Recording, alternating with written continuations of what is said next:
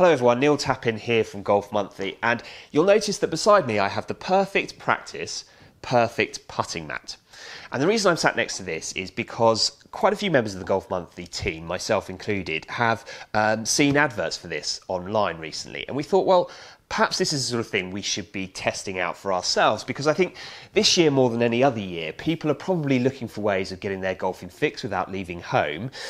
And also, if this putting mat can help you improve your stroke that little bit more and help you come out playing a little bit better in 2021, then maybe it's the sort of thing that golfers might want to invest in. So we bought one. So we paid £129 for the Perfect Putting Mat.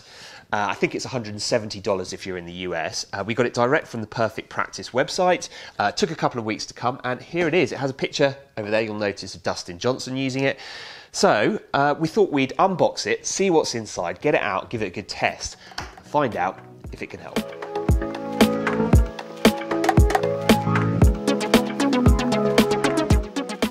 Okay, so here it is. This is what it looks like once it's out of the box. The mat itself is 9 feet long, so you will need a reasonable amount of space at home. I don't have an awful lot of floor space that's not cluttered with other things at the moment, so I have struggled to find enough space in the house to have it, but they do a smaller size as well. So go to the website, have a look there if you want to go for that slightly smaller size. The other thing you're going to need to do is find the flattest bit of flooring that you have in the house. Obviously the mat will reflect any humps and bumps that you've got in your floor, so you need to find somewhere that's completely flat.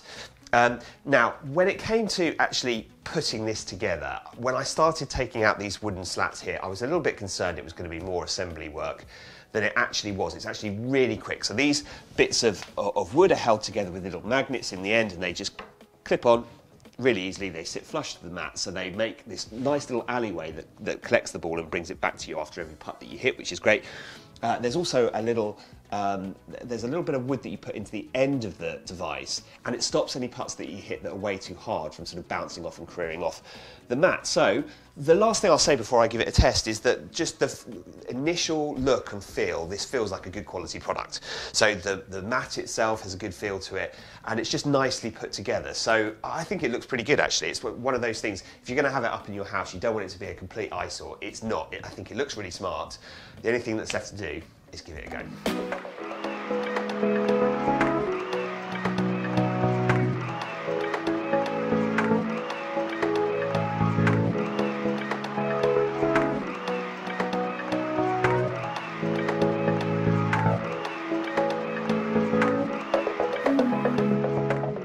Okay, so I have had the chance to put this putting mat through its paces quite a bit, actually, and I've used it in a couple of different venues in the house just to see how smoothly the ball runs on the mat.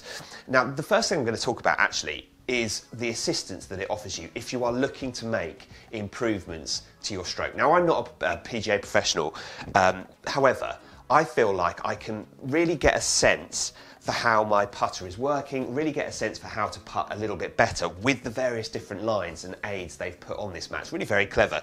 So the first thing is on the top, on the sort of right hand run towards the hole here, you've got 2 thicker white lines.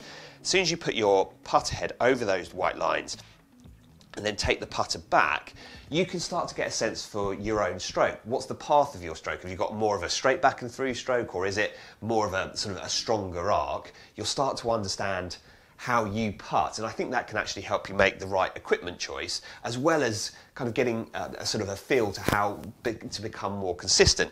It might well be that the more putts you hit, you start to realise actually the consistency of the path of your stroke isn't great, and you can work on that, and you can make those kind of small micro adjustments just by having those lines. They're really helpful.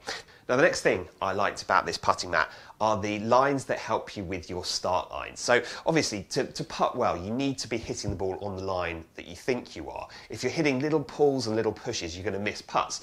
And this putting mat seems to be able to offer some assistance on that front. So on the right-hand side, you have this dotted white line. On the left-hand side, you have this solid white line. And if you can just practice just getting the ball starting off, rolling along that line.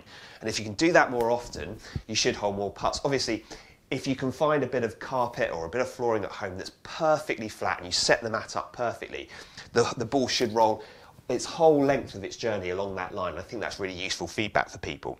Now, of course, you've also got two different targets to aim at. So you've got a slightly bigger hole on the left-hand side and a smaller hole on the right-hand side. I've probably found myself putting towards the smaller hole more often than the bigger hole. It just feels like that harder target to hit. And I think it's one of those things that if you can get yourself trained to hitting a smaller target when you get out onto the golf course, perhaps the hole will feel that little bit bigger, your confidence might grow.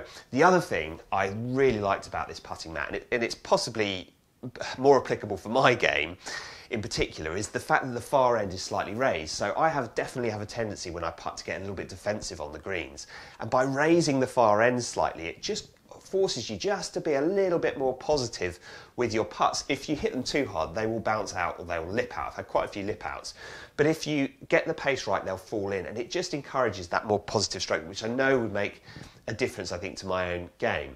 And the last thing I'll mention about the putting mat as a whole is how well it works in terms of getting the ball and bringing it back to you.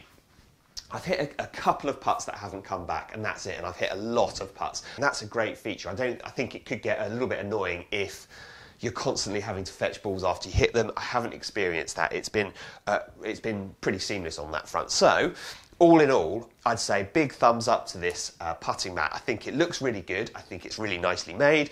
And I also think that for any golfer wanting to make some serious improvements to their putting, this is about as good as you're going to get in terms of offering all of those little bits of help that you need to see exactly what you're doing, to make the micro adjustments that you need, and actually to put in some practice time on your terms without having to make the trip to the golf club. I think it's a really useful thing for people to have at home. But what do you think?